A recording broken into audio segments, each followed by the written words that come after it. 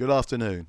It's Pops Warrior, on a very cold Saturday afternoon. I'm about to post my second YouTube video. But firstly, of course, I should wish anybody that finds my video a very happy new year. I must admit, we're all pleased to see the back of 2020, I'm sure. And I would hope that 2021 holds out more hope. And certainly with the announcement of a second vaccine, I would hope that be the case. But I'm afraid my enthusiasm is immediately dampened by events towards the end of 2020, particularly as it affects children going back to schools. Children's education matters, and what happened in 48 hours prior to the new year beginning is not good. I've just written to my MP. I've been writing to my MP for the last 6 months. I have found that he's been quite responsive. He certainly voted twice in the House of Commons against lockdown proposals by his government. He is a Conservative MP, as I am a Conservative member as well. But he certainly in November and also in December, he joined the COVID recovery group of MPs who were arguing very strongly that the government's approach and strategy should now be far more proportionate.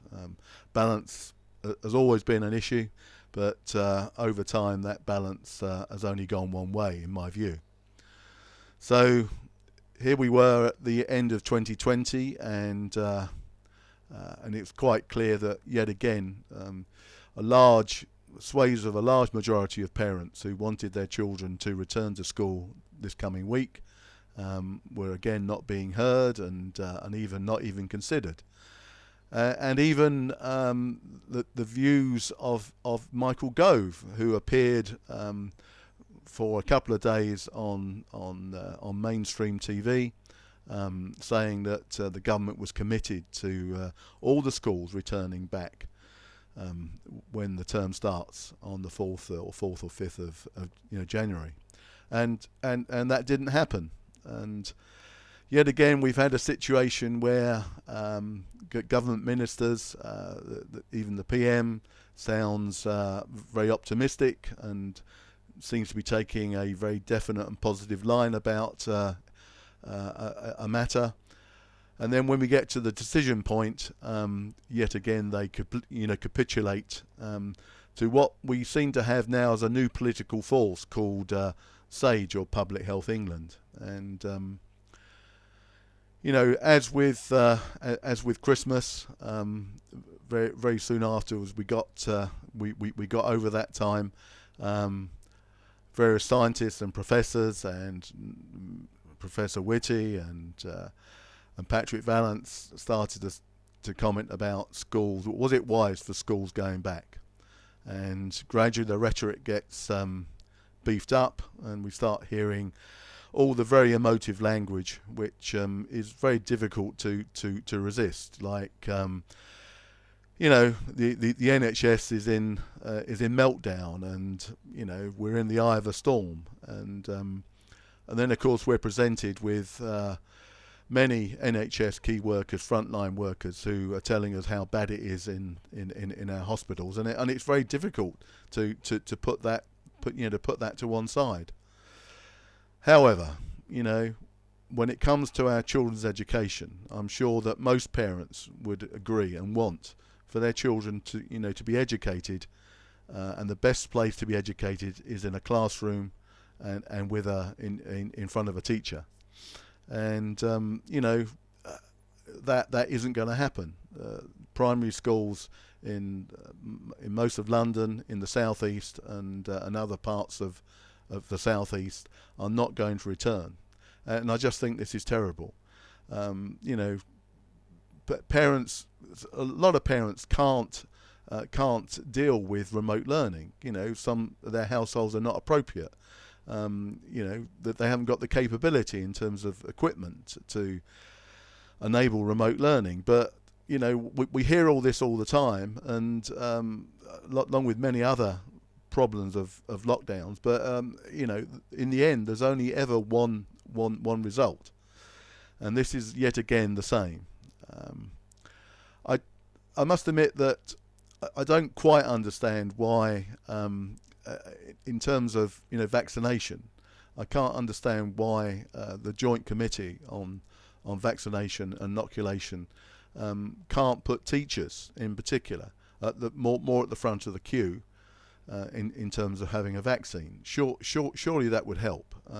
Obviously, care homes have got to come first, and those that are vulnerable, 75 and over, have got, you know, should be inoculated first. But beyond that, I don't see why someone like myself, for example, who is 70, and my wife, who is 70 also, she has some preconditions, but we would be more than prepared to be put further down the list if it would help for the vaccination program to include earlier on teaching staff and anyone associated with schools and also universities, so that they have more confidence that the children can return to the classroom, can return to universities, and be educated in the way that we know is best.